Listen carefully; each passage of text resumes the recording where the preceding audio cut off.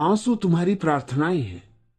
और ध्यान रखना, तुम्हारे कृत्य तुम्हें नहीं शुद्ध कर पाएंगे, तुम्हारे आंसू ही तुम्हें शुद्ध करेंगे। तुम्हारे आंसुओं की बाढ़ में ही तुम्हारे पाप बहेंगे, तुम्हारे आंसुओं की बाढ़ में ही तुम्हारा अंधकार बहेगा। ये आंसू ही तुम्हें फिर कुंवारा करेंगे, ये आंसू ही तुम्हें फिर निर्मल और पवित्र करेंगे। भक्ति के शास्त्र में आंसू उपाय है, आंसू ही एकमात्र उपाय है। इसलिए जो रो नहीं सकता वो भक्त नहीं हो सकता। जिसकी आंखें पत्थर हो गई है और जिसका हृदय पत्थर आ गया है और जिसमें आंसू नहीं खिलते, वो भक्त नहीं हो सकता।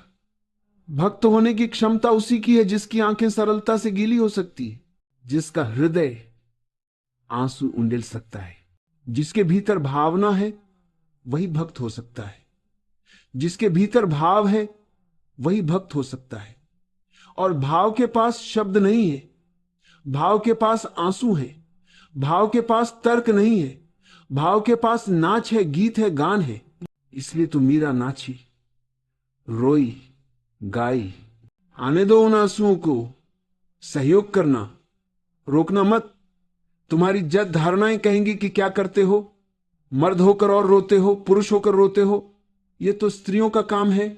इस तरह की मूर्खतापूर्ण बातों में मत पड़ना, क्योंकि परमात्मा ने आंखें तुम्हें दी है, चाहे तुम पुरुष हो चाहे स्त्री।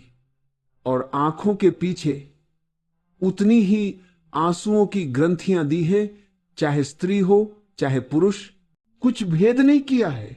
मनुष्य जाति में एक जो बड़ी से बड़ी भ्रांति फैली है वह यह है कि मनुष्य में विभाजन है स्त्री और पुरुष का। कोई विभाजन नहीं है।